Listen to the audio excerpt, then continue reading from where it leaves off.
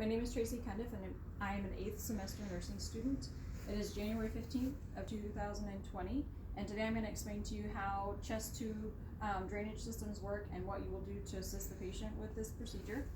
So you want to come in, wash your hands, introduce yourself, identify your patient, make sure you have the correct patient using their name and date of birth.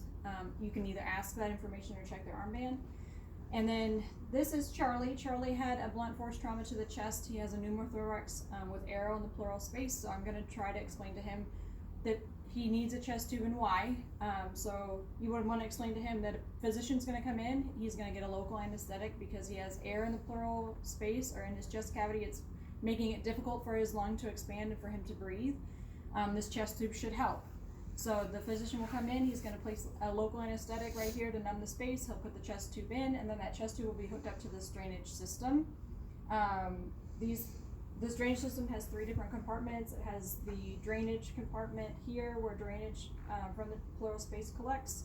It has the water seal here, and then a suction compartment. This drainage system, this is checked routinely, at least once a shift. It's going to be marked wherever the drainage is. So if drainage is at 700 mils, I'm going to take my permanent marker and mark here with my name or my initials and my date and my time.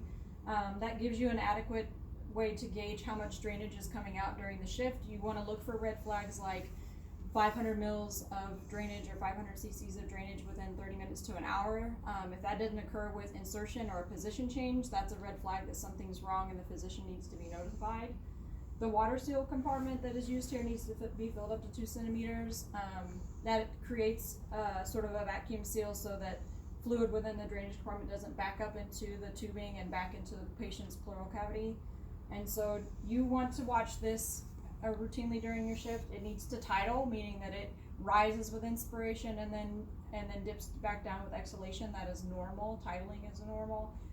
It may bubble with chest tube insertion, but if it bubbles at any point in time after that, that is a red flag as well, because you want to be checking for an air leak either somewhere within this tubing or the chest tubing or around the dressing that's around that chest tube.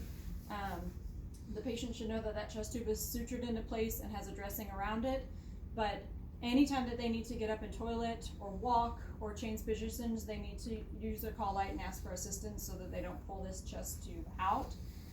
So make sure that they are clear on that. That is a big concern with patients with chest tubes. They'll have it for 2 to 3 days, and a physician will come in and take it out.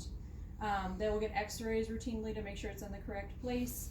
And then again, after it's removed, to ensure that their pleural cavity is no longer filled with an inadequate amount of fluid or air, and that their lung expansion is adequate. So when that chest tube is removed, you're going to place an occlusive dressing on that.